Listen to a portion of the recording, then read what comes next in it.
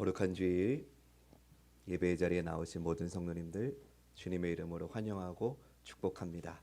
옆에 계신 분들하고 한번 반갑게 한 번 더 인사합니다. 참 잘 오셨습니다.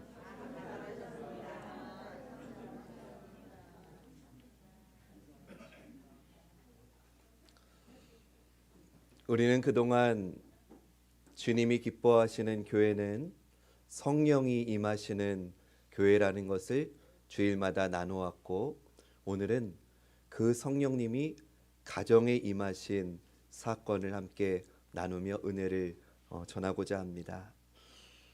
여러 번 말씀드리지만 사람은 참 변하지 않습니다. 그런데 재미있는 것은 대부분의 사람들이 자기는 변하지 않으면서 삶의 형편이나 일의 결과는 점점 좋아지기를 기대한다는 겁니다. 자신의 수고와 땀은 전혀 흘리지 않으면서 값진 결과를 기다리는 어리석은 존재가 우리 아닌지요. 이것은 우리 신앙생활에도 적용됩니다.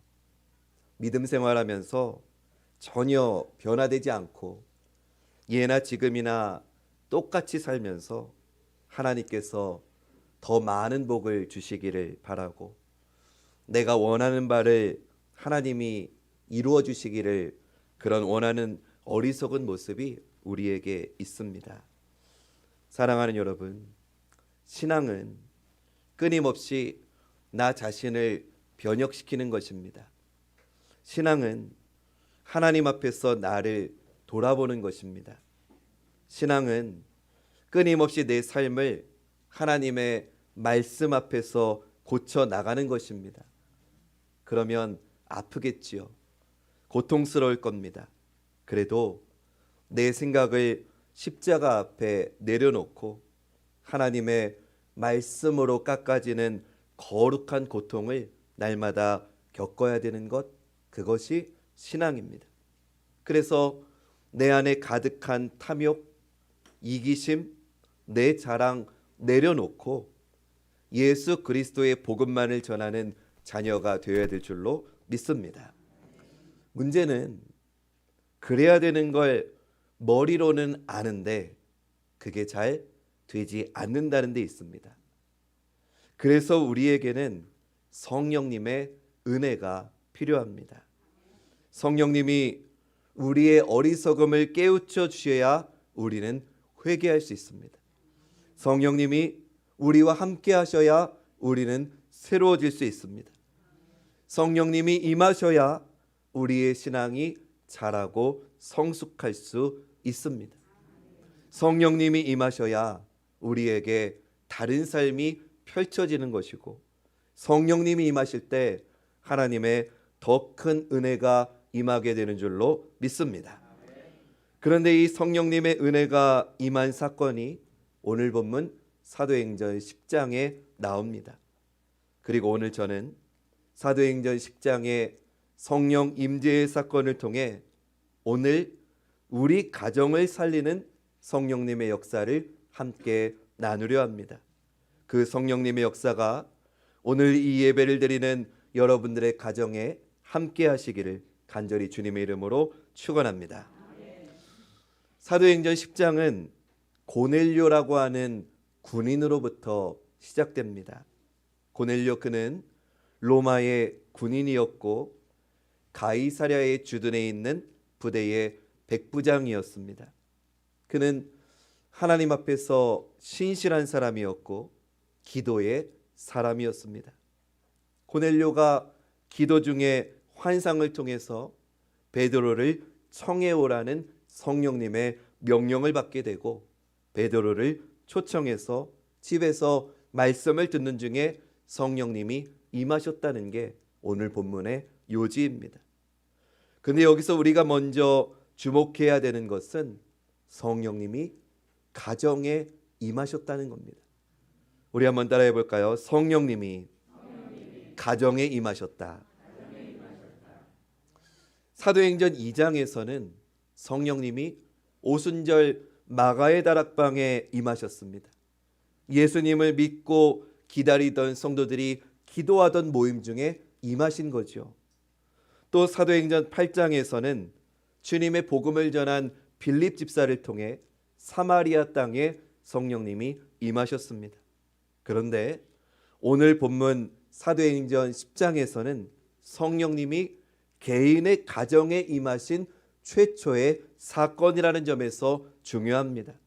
사랑하는 여러분, 성령님은 교회에만 임하시는 게 아니라 개인의 가정에도 임하심을 믿으시기 바랍니다. 왜 가정에 임하십니까? 성령님이 한 사람을 변화시키기 위해서 오시는 겁니다. 우리는 여기서 성령님의 첫 번째 특성을 알 수 있습니다. 우리 앞에 화면 보시면서 성령님의 첫 번째 특성 우리 다 같이 고백해 보겠습니다. 시작. 성령님은 한 사람을 변화시키기 위해 임하신다. 아멘. 성령님은 한 사람을 변화시키기 위해 임하신다는 겁니다. 우리 한 번 더 옆에 분하고 인사할 때 그 한 사람이 당신입니다. 인사하겠습니다. 성령님은 한 사람을 변화시키기 위해 임하셨는데 오늘 본문에서는 그 한 사람이 고넬료였습니다. 그러면 도대체 고넬료가 어떤 사람인데 성령님이 그에게 임하셨을까 보겠습니다. 고넬료는 슐라라고 하는 가문에서 태어난 군인이었습니다. 로마의 슐라 가문은 무장으로서는 로마의 최고의 가문입니다. 고넬료의 선조인 이 슐라 장군이 로마의 큰 승리를 안겨주고서부터는 그때부터 그 가문이 무장으로 유명해진 겁니다. 그런 집안에서 나온 군인이니 고넬료를 모든 사람들이 주목하는 사람이었고 그는 최고의 엘리트 코스를 마치고 가이사랴 주둔관 사령관으로 오게 된 겁니다. 한마디로 말하면 고넬료 그는 앞날이 창창한 출세 가도를 달리는 사람이었습니다. 그런데 성경은 이 고넬료를 이렇게 표현합니다. 우리 2절 말씀 함께 고백해 보겠습니다. 시작. 그가 경건하여 온 집안과 더불어 하나님을 경외하며 백성을 많이 구제하고 하나님께 항상 기도하더니. 아멘. 성경은 그의 삶을 4가지로 요약해 줍니다. 먼저 첫 번째, 그는 경건한 사람이었습니다. 우리 한번 따라해 볼까요? 경건한 사람. 경건하다는 말은 다른 사람과 구별되는 거룩한 삶을 사는 것을 의미합니다. 오늘날로 표현하면은 고넬료는 주일에 1시간만 교회에 나오는 사람이 아니라 날마다 하나님과 동행하는 삶을 산 사람이라는 겁니다. 둘째로 그는 온 집안과 더불어 하나님을 경외하는 사람이었습니다. 우리 한번 따라해 봅니다. 온 집안과 더불어. 여기가 중요합니다. 왜냐하면 혼자서 하나님을 경외하는 것은요 사실 그리 어렵지 않습니다. 그러나 온 집안과 더불어 하나님을 경외한다는 것은 결코 쉬운 일이 아닙니다. 왜냐하면 가정이라고 하는 것은 그럴싸한 말이나 행동으로 그런 게 통하지 않는 곳이기 때문입니다. 다른 사람들이야 얼마든지 그럴싸한 말과 포장된 행동으로 나를 보여줄 수 있습니다. 그러나 가정은 내 삶의 가장 약한 부분까지도 드러날 수밖에 없는 곳입니다. 요새 제 둘째 아이가 자주 이런 말 합니다. 아빠는 못생겼어. 아빠는 방구도 많이 껴. 근데 여러분, 이게 여러분 이해가 되십니까? 여러분들이 저를 볼 때는 그냥 경건한 우리 목사님으로 보이는데 저희 가족들에게는 그렇게 보인다는 겁니다. 이게 무슨 말인지 아시죠?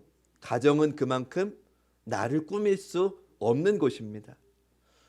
여러분, 아버지가 장로님이고 어머니가 권사님이라고 해서 신앙을 그대로 이어받는 자녀가 어디 있습니까?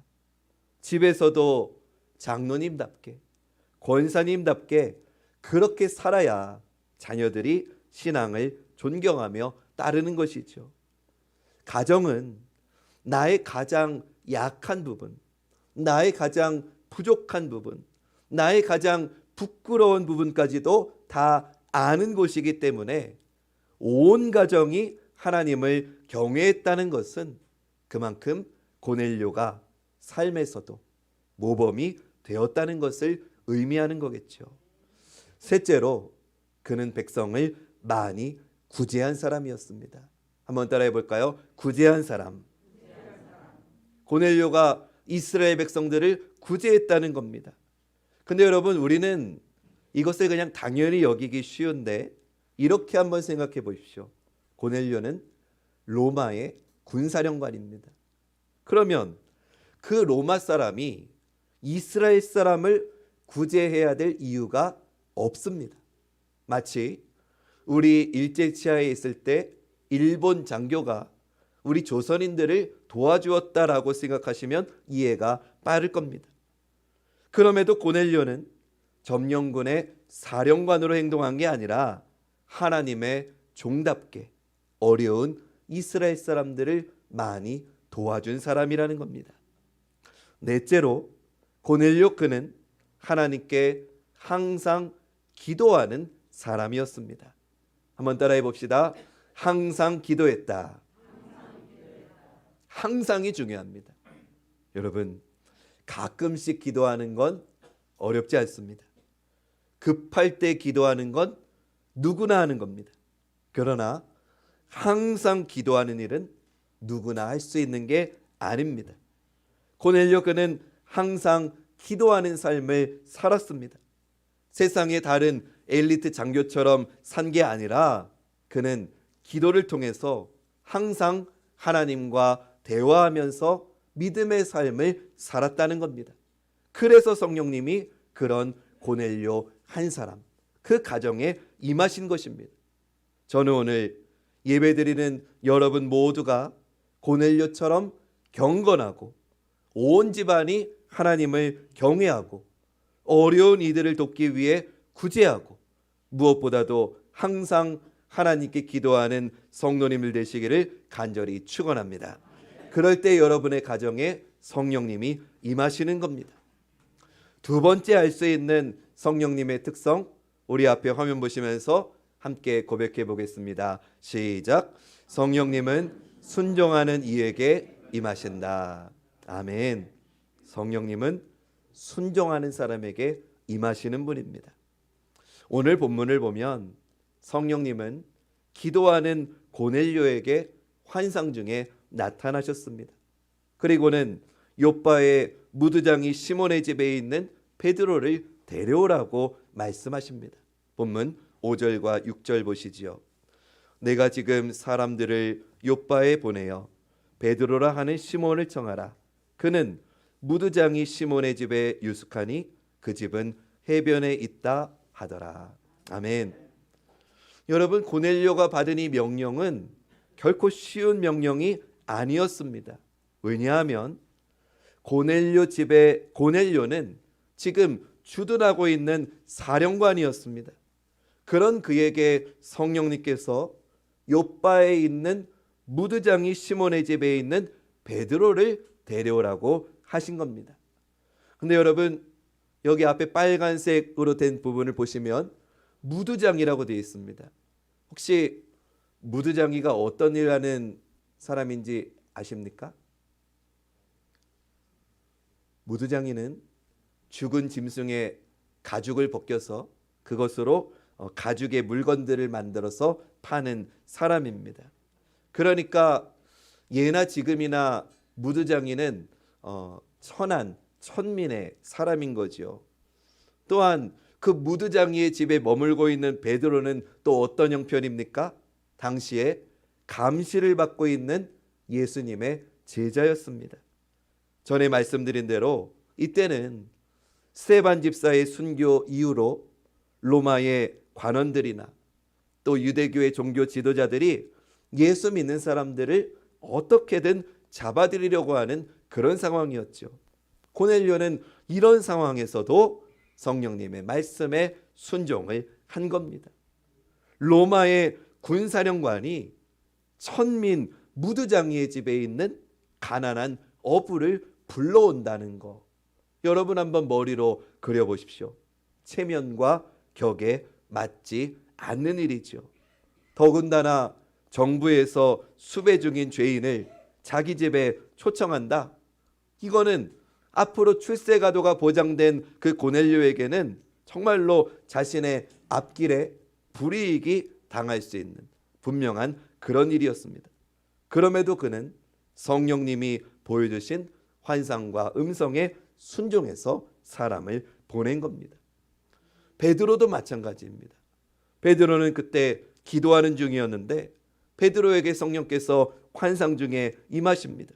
기도한 시간이 6시였다고 합니다. 오늘 우리 시간으로 하면 정오 12시입니다.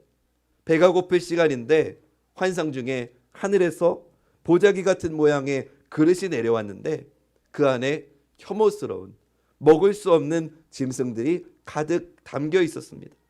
율법에 먹지 못하도록 금해진 짐승들이었습니다. 그런데 하나님께서 그 짐승들을 잡아 먹으라고 말씀하시는 겁니다. 베드로는 대답했습니다. 하나님, 이것들은 다 율법에서 부정하다고 금한 것들이 아닙니까? 저는 결코 먹을 수 없습니다.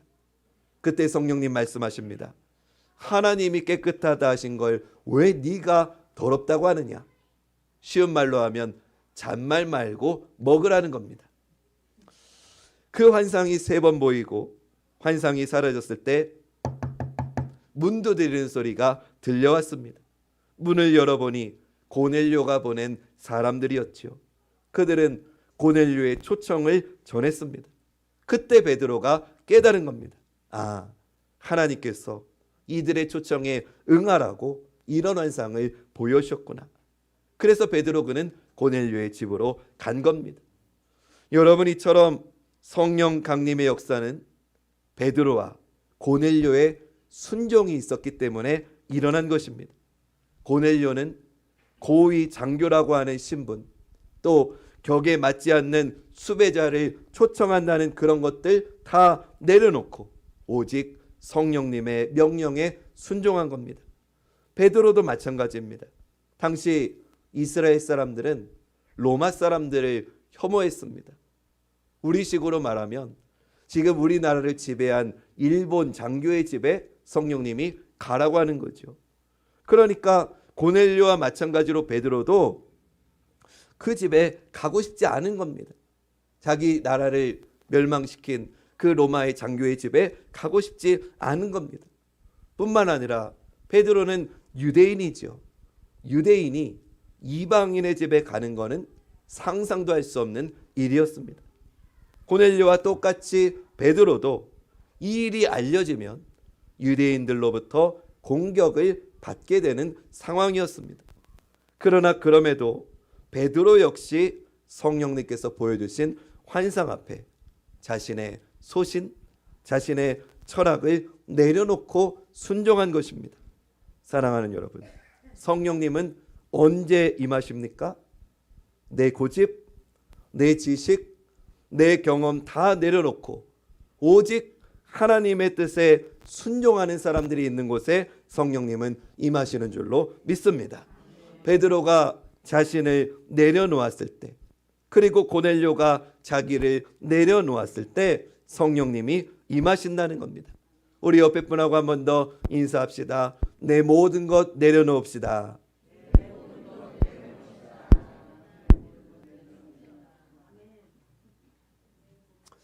우리가 또한 기억해야 되는 것은 고넬료와 베드로는 기도하던 중에 성령께서 임하셨다는 겁니다. 여러분, 이거 오늘도 똑같습니다. 기도하는 자만이 하나님의 음성을 들을 수 있습니다. 기도하는 자만이 하나님의 계시를 깨달을 수 있습니다. 기도하는 자만이 하나님이 보여주시는 환상을 보게 되는 겁니다. 간절히 바라기는 우리 관악중앙교회 사랑하는 모든 성도님들이 기도하셔서 하나님의 환상을 보고 성령의 체험을 하시기를 주님의 이름으로 축원합니다. 마지막으로 알 수 있는 성령님의 특성, 우리 화면 보시면서 같이 고백해 보겠습니다. 시작. 성령님은 말씀 중에 임하신다. 아멘.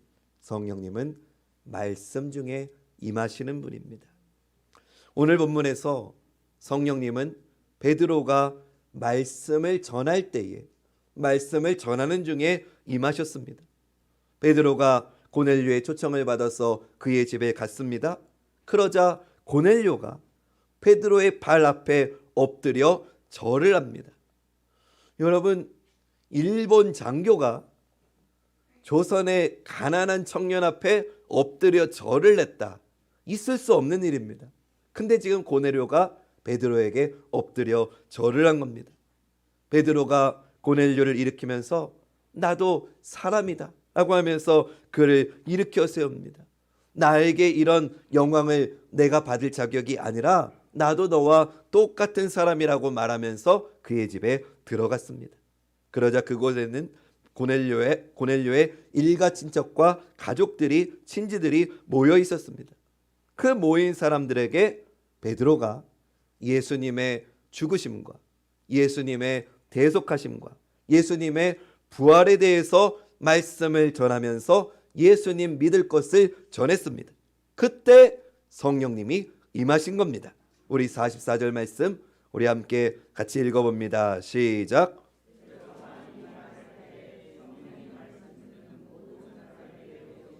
아멘. 진리이신 성령님께서는 말씀 가운데 말씀을 전하는 중에 임하셨습니다.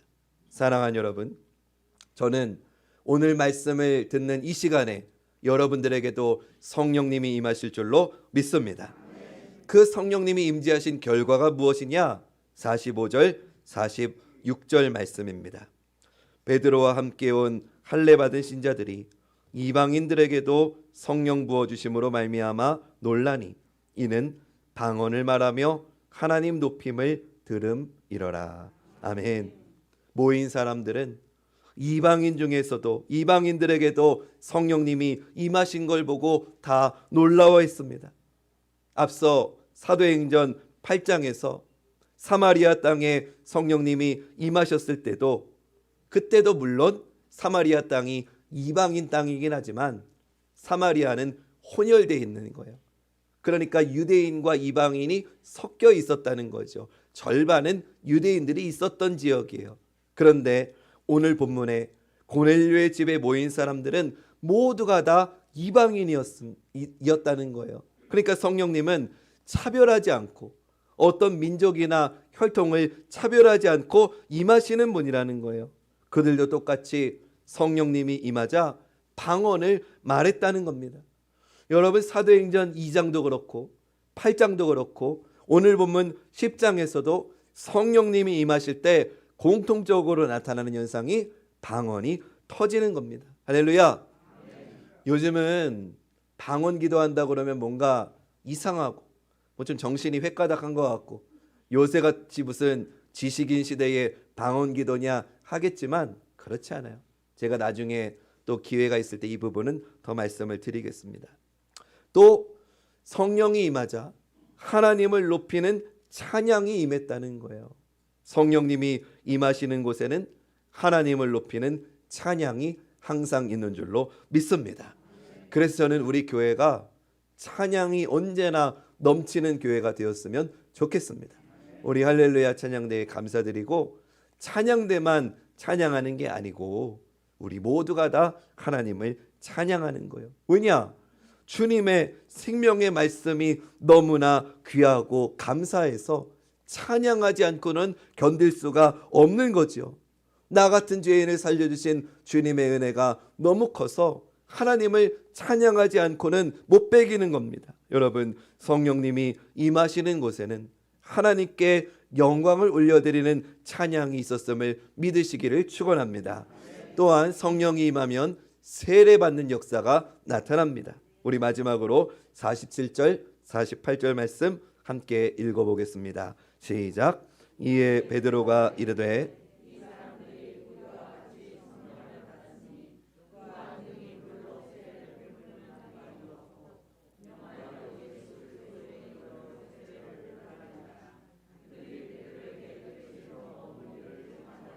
아멘. 베드로는 성령 받은 이들에게 세례를 베풀었습니다. 여러분, 저는 안타까운 것 중에 하나가 우리 교회에 세례 받는 사람이 나오지 않는다는 겁니다. 가장 최근에 세례 받은 성도가 누군지 아십니까? 제 아들. 성령님이 임하셨을 때 초신자가 와서 은혜를 경험하게 되고, 이제는 내가 옛삶으로 사는 게 아니라 이제는 내가 새 삶을 살아야 되겠다고 믿음으로 고백하며 주님 앞에 나오는 시간이 세례의 시간입니다. 혹시 우리 성도님들 가운데 아직 세례 받지 않은 주변의 지인들이나 아니면은 우리 교우들 가운데도 아직 세례 받지 않은 가족들이 있다면, 이번 성탄절은 너무 조급하고 내년 부활절에 꼭 세례의 자리에 임할 수 있기를 부탁을 드립니다. 이렇게 성령님이 임하시면 기도 중에 방언이 터집니다. 할렐루야. 성령님이 임하시면 하나님을 높이는 찬양이 끊이지 않습니다. 성령님이 임하시면 복음으로 거듭나서 세례받는 역사가 넘쳐납니다. 저는 우리 관악중앙교회가 성령의 임재 가운데 이런 은혜가, 이런 놀라운 은총이 임하게 되는 교회가 되기를 주님의 이름으로 축원합니다. 사랑하는 여러분, 성령님은 한 사람을 변화시키기 위해서, 한 사람을 바꾸시기 위해서 임하신다는 걸 믿으십시오. 그 한 사람이 여러분 되시길 바라고, 그 한 사람이 여러분들의 믿지 않는 가족들 되시기를 축원합니다. 성령님은 지금도 고넬료와 같은 사람을 찾고 계십니다. 여러분이 제2의 제3의 고넬료가 되셔서 여러분들을 통해서 믿지 않는 가족들에게 성령님께서 임하셔서 생명의 역사가 나타나기를 주님의 이름으로 축원합니다. 그래서 우리 관악중앙교회가 성령님의 임재 가운데 가정을 살리는 교회가 되기를 마지막으로 주님의 이름으로 간절히 축원합니다.